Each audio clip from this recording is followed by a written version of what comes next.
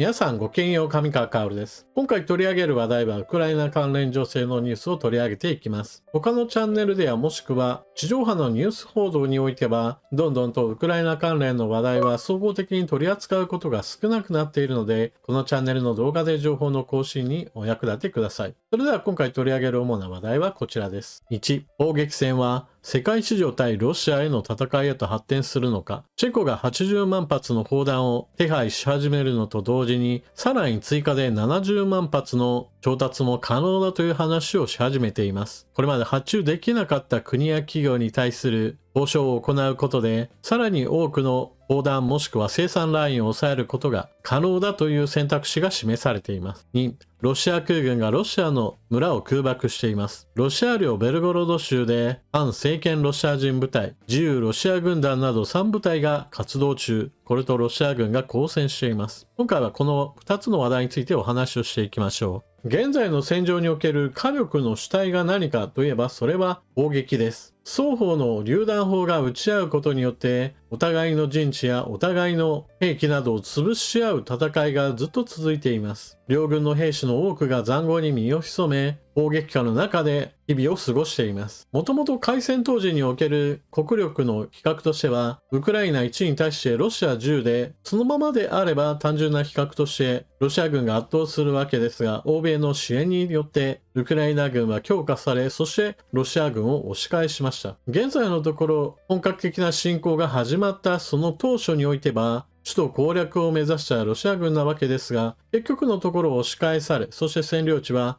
約半分へと減少しています。ただし、現在のウクライナ軍は押し返すその主体として軍事支援があったのですが、アメリカの支援が途絶えた状況により、前線においては深刻な砲弾不足が発生し、ロシア軍を抑え込むことができなくなっています。そのため前線地域においては常に危険な状況と隣り合わせな危うい状況にあります。ただ、こうした状況を見て、じゃあどの国も支援をやめているかといえばそういうわけではありません。ヨーロッパは徐々にではありますが段階を上げてウクライナ支援を行う体制づくりを進めています。ただ、長い間平和だったためにヨーロッパの軍需産業は全体的に必要分しか作らない程度の規模に縮小していたこともあり、国家の総力戦という第二次世界大戦型の戦いには対応できていないのが現状です。そのため、ヨーロッパからウクライナへ100万発の砲弾を支援するよという話も、現物がないがために、まだ100万発が届ききっていないという状況に陥っています。このような状況を変えようとして動いているのが、チェコのパベル大統領です。パベル大統領は、ヨーロッパ各国が出し合ったお金を、ヨーロッパの中だけで消費するというのでは、生産能力が足りないのだから、世界市場に目を向けて、どんどんと兵器を調達しようという呼びかけを行いました。ただし、この呼びかけにおいては一つ問題がありました。それは、ヨーロッパ全体の意思を統一しようとした場合においては、ハンガリーがこれを阻止します。例えばその動きというのは、去年暮れから今年にかけてずっとEU からのウクライナ支援の予算がハンガリーの反対によって阻止され続けたといった悪い前例があります。そのようなこともあってチェコはもう EU 全体での採決ではなく、それぞれ各国の有志が集まる形でお金を結集し、ヨーロッパ域外に発注しようという動きを強めています。これに賛同した国々がお金を出し合って、まず80万発の砲弾調達について手配が始まっています。しかし、チェコの大統領は80万発についての手配は進めているが、さらに70万発の砲弾の手配も可能であるという話をし始めています。これというのは現物70万発をすぐに手配できるというわけではなく、この生産の手配ができるという話です。ただ、このような話をしても一体どこの国からだという話にはなりがちです。この点についてチェコのパベル大統領は、ロシアとの国家との関係上において表立った販売をしたくない国があり、どこの国やどこの企業から調達したかについては全て秘密裏で契約を行い、砲弾のウクライナへの供与についても一旦チェコが受け取る形にした後で、チェコからウクライナへ渡すという形をとるので、どこの国から直接ウクライナへ渡すといったようなことがロシア側にはなるべく伝わらないように配慮するという話をしています。ただ、まとまった数、ある程度販売する国、生産する国というのは限られるもので、軍事専門誌などではトルコ、韓国、南アフリカ、パキスタン、インドなどの名前などが挙がっています。インドなどはロシアからも戦闘機、戦車、ヘリコプターなどの様々な軍事物資を購入している国なのですが、一方で発注しているものが届かないであるとか、インド向けに生産されたはずの戦車がウクライナの戦場で発見されるなど、ロシアとの軍事物資のやり取りについてはかなり問題が発生しており、しかもインドはロシアとの関係を結びつつもあくまでも中立国という態度を取り続けているので、調達国を秘密にするならばという形で砲弾を販売する可能性は十分にあるということです。また、名前が挙がっていないところで言えば、南米のブラジルやアルゼンチンといった国々においては、基本的にはロシアに対する制裁などには加わってはいませんが、だからといってロシアの侵略に賛成しているわけでもありません。そういったこともあって国民を隠すような形を取れば、弾薬類の販売などにもしかしたら手を貸してくれる可能性もあります。チェコの大統領としては、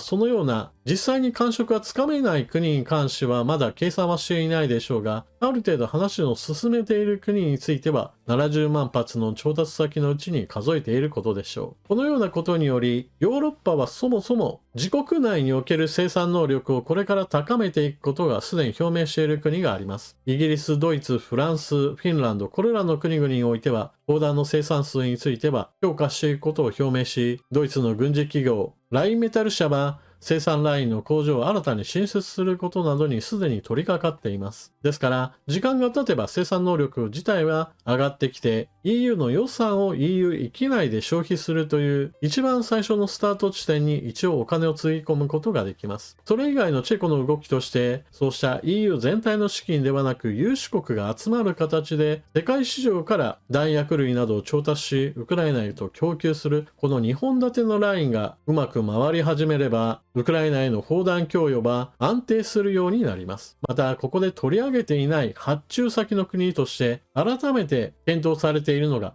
アメリカ向けの発注です。これまではアメリカから軍事支援といった形で砲弾がウクライナへと渡っていたわけですが、もうアメリカ自身で予算がつかないのであれば、いっそのことヨーロッパ側のお金を使ってアメリカ企業に発注し、そこからウクライナへと供与するという手も供給ルートとしてはあり得ます。もちろんアメリカ自身が予算を成立させて作った砲弾をウクライナへ供与するのが一番筋としては良いのですが、そのような工夫もあり得るということです。チェコの大統領が呼びかけた EU 域内に留まるべきではない、世界市場から調達すべきだという話は徐々に良い方向へ転がり始めていると言えるでしょう。ただし、最初の方でも言いましたが、まだ戦場における戦いとしては砲弾不足が深刻で、そのためにウクライナ軍が公開する動画情報においては砲弾不足が色濃く滲んでいます。そのことがわかる動画をいくつかご紹介しましょう。こちらの映像は2つのドローンの映像が重ね合わせています。左の方は突撃ドローンからの映像、そして右のこの主体となっている映像は戦場全体を俯瞰しているドローンからの映像です。突撃ドローンが攻撃を命中させたのはロシア軍の装甲車。後部に被弾した戦闘車両からロシア兵たちが我先にと逃げ出しています。動きが止まった後ではウクライナ軍の的になるため、その場に留まっているわけにはいかないのです。そしてこの兵士たちが離れた後、この車両を改めてとどめを刺すために次のドローンが突撃していきます。攻撃は命中し、この車両は完全に破壊されました。続いての映像、こちらもロシア軍の車両2両が映像に映っています。映像が切り替わって今度は突撃ドローンからの映像が一旦差し込まれ、そこから車両に向かって突進していきます。こちらも攻撃が命中します。戦闘車両は一撃で大爆発しました。このようにロシア軍の戦闘車両に対してウクライナ軍のドローンが突撃をかけてそれぞれ爆破に成功しています。しかしいつもこのように破壊に成功するわけではありません。例えばこちらの映像は、林の中にウクライナ軍の塹壕陣地があります。その手前までロシア軍の戦闘車両が近づいて銃撃を行っているところです。ここまで近づいてくるということは、この塹壕陣地には対戦車兵器などが足りなくて、打ち払うことができないのでしょう。そこに味方の突撃ドローンがやってきて、これを撃破します。完全に吹っ飛ばすことができたのですが、その爆発の範囲には味方の塹壕陣地も含まれており、かなり危ない状況でした。このようなドローンによる交戦というのは、そもそも塹壕陣地や味方陣地からの距離がせいぜい数キロ以内といった戦いです。ですから、味方の兵士たちがロシア軍からの攻撃も受ける範囲であり、決して安全な距離が保てているわけではありません。理想としてはこのようなドローンによる破壊ではなく、もっと遠くの段階で砲撃で撃滅するというのが理想的な戦いです。ちなみに以前ご紹介したロシア軍の四輪バギーによる突撃について、ネット上ではゴルフカートによる突撃だと嘲笑われていたわけですが、さすがにそれではまずいと思ったのか、ロシア軍もこのバギーを強化してきています。まず第一に、ウクライナ軍のドローンへの対策として屋根をつけました。これによって投下物による攻撃を少しでも被害を軽減することができます。また、少しでも姿を隠蔽するために発煙装置が取り付けられました。正確な位置を少しでも分かりづらくさせるためです。ただ、映像はご紹介しませんが、この新しくなったバギーなのですが、結局のところ兵士もろとも吹っ飛んでいる映像などが他に公開されています。続いて、ロシア空軍がロシア領の村を空爆している件についてお話ししましょう。1週間ほど前からウクライナ側に立って戦うロシア人義勇兵部隊がベルゴロド州などに対して越境攻撃を行っています。それぞれのロシア人義勇兵部隊は国境周辺の村々を占領し、ロシア側の国境部隊やもしくはそれに準ずるような戦闘部隊との戦いを続けていて、未だにロシア軍はこれを撃退することができていません。このような部隊に対応するための地上部隊、どこかの戦線から引き抜くのが良いのだとは思うのですが、今のところロシア軍はそういった本格的な動きはできていないようで、これから部隊を抽出し、ロシア領内に留まっているこの反政権部隊を撃退しようという話をし始めています。かなりちょっと遅いんじゃないかなと思うわけですが、こうした地上部隊を派遣する前に行われているのが、ロシア空軍によるロシア領の攻撃です。もう反政権部隊が占領してしまったのだから、ロシア空軍が滑空爆弾を用いて民家などの空爆を行い始めたようです。ロシア防衛省としては、プラチナ侵入者を撃退するためだ、これを撃滅するんだという話をしているわけですが、そこにもともと住んでいた人たちのことはあんまり気にしている様子はありません。では、ロシア空軍による攻撃でロシア人義勇部隊が撃退できているかといえばそうではなさそうです。一体どこを攻撃しているかはわかりませんが、村に留まっている兵士たちがこのような戦闘映像を公開しています。こちらの映像、画面上の方からロシア人部隊がやってきて、兵士たちがわらわらと車両から降りてきます。この兵士たちはこの建物の中に反乱軍がいると思ってやってきたわけですが、ちょっとおかしな行動をし始めます。建物の中に敵兵がいると思って投げ込んだ手榴弾が味方の足元で爆発。まずこれで一人戦死。しかし、この映像を見てもわかるように、ウクライナ側がドローンを飛ばして状況をよく観察し、遠距離攻撃を加えています。これらロシア兵の命は失われていきました。こうした公開映像からわかることというのは、おそらくはロシア軍は前線へと兵士を基本的には送り込んで、一方においてベルゴロド州で守りを固めていた兵士たちは、実戦経験が全くない、もしくは訓練不足の頭数だけ揃えた人たちしかいなかったんだろうなということが伺えます。だからこそ規模の少ない越境攻撃に対して対応できていないわけで、ロシア軍の弱点を晒しているとも言えます。この後時間をかけてでも前線からある程度の連動のある兵士たちを連れてくるとは思うので、そのあたりはちょっと引き際でしょう。ちなみに、こうしている間にも、ウクライナ軍の遠距離ドローンがロシア領内へと飛んでいるわけですが、これについても少し進展がありました。ロシア側が防空部隊を整備しようという話をしています。ロシア軍が石油関連施設に配備しようとしているのは、パンツィエリ S1 という対空兵器です。こちらの兵器は射程の短めの対空ミサイルと対空機関を装備した拠点防衛用のもので、ウクライナ軍のドローンが工場などに直撃しないように部隊を配置するようです。基本的にはこの兵器で全ての攻撃を防げるかどうかは分かりませんが、少なくともこうした部隊を配置させるといった行動をロシア側に強いることができたというのであれば、攻撃はひとまず成功だと言えるでしょう。なぜならば、兵器をただポンと置いただけではなく、当然のようにそこには訓練した兵士がいなければ兵器を取り扱うことはできません。それらの兵士がどこからやってくるかという話をすれば、当然のようにロシア本国領内からどこかから配置するのと同時に、前線から足りないのであれば引っ張ってくるしかありません。それだけでも前線の防空部隊の人数を減らすことができているわけですし、また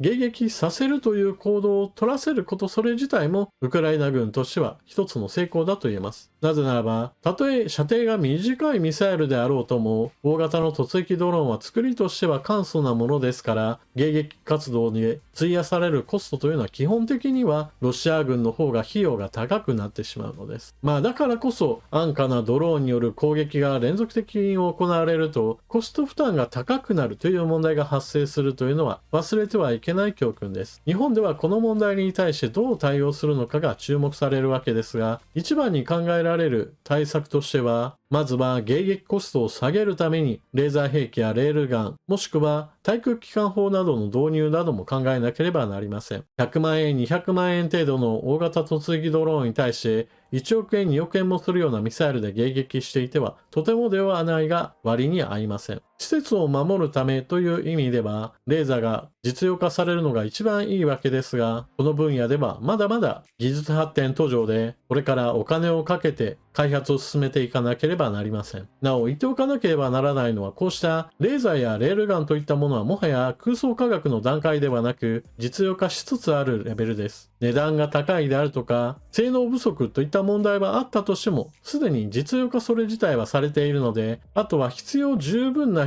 性能をいかにして兵器として成り立たせるか、そしてあとは値段との問題や耐久性、入手性、様々な要件と噛み合わせながら実戦配備へと進んでいかなければなりません。現在ロシアとウクライナとの間における戦争というのはそのような様々な戦訓を生み出し、それに対応する技術の開発なども進めていかなければならないのです。というわけで今回の動画はここまで。この動画のまとめとしては、ウクライナは前線においては砲弾不足が深刻であり、その問題を解決するためにヨーロッパ各国は EU として統一した動きではなく、有志国の集まりとして世界市場から弾薬を調達しようという動きへと進んでいます。これが実現すれば、これまでよりもはるかに安定的な弾薬供与が可能になるでしょう。そしてロシア領内に侵入した反プーチン政権派のロシア人の部隊は未だにベルゴロド州で戦いを続けています。ロシア軍は攻める分には交渉が出るので頑張るのですが、守りに関しては非常にどんくさい姿を晒しています。それでは動画は最後までご視聴いただきありがとうございました。チャンネル登録していない方はぜひともチャンネル登録していってください。そして